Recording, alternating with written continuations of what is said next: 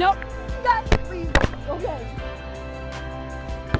The downside of live TV is that there's no pause button, no do-overs, and no video editing.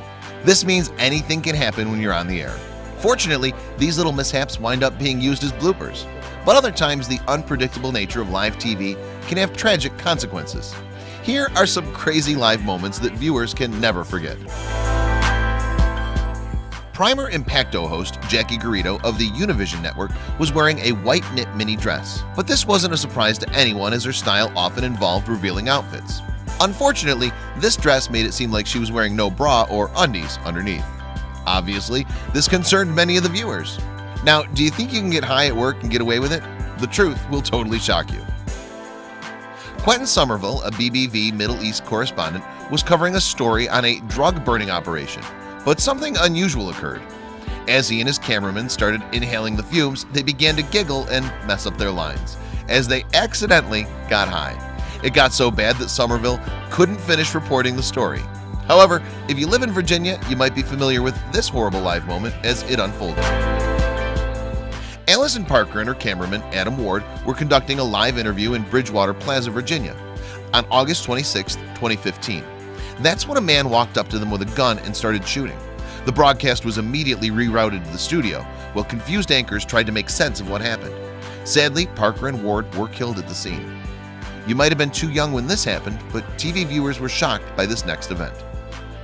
In 1987, two television stations were hacked by an intruder who somehow replaced regular programming with a recording of a guy wearing a Max Headroom mask and making fun of mainstream TV. While the prank was certainly harmless, it was annoying. But to this day, the hacker responsible for this was never found.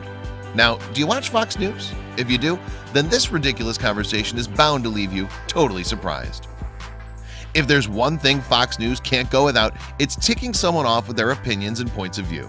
To that end, news anchor Andrea Tantaros suggested that living on food stamps would make a great new diet while talking about welfare. She told her co-host, "I should try it because do you know how fabulous I'd look?"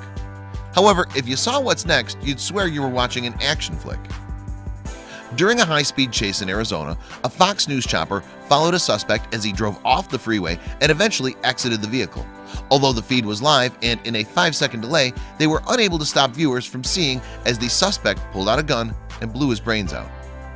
But after you see this next image, you'll never look at horse races in the same way ever again. British reality stars Katie Salmon and Jessica Hayes attended the Cheltenham Festival in England, but this annual horse racing event became unforgettable after the two flashed their breasts when the camera panned in their direction. Unfortunately, the incident was caught live and Salmon and Hayes were banned from attending the festival ever again. Now, this next story will make you bend over with sheer laughter. Rob Leff, a Canadian reporter covering an inner tube toboggan race, will never cover snow tube events ever again. It all happened because he got in the way of the racers. So when he was hit, he flipped over and fell on his back. Still, he proved he was a real trooper and finished his story before slouching over in the snow in sheer agony.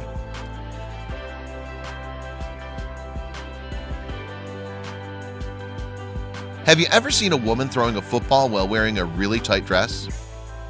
The host of Kimberly Guilfoyle's show, The Five, was throwing a football around.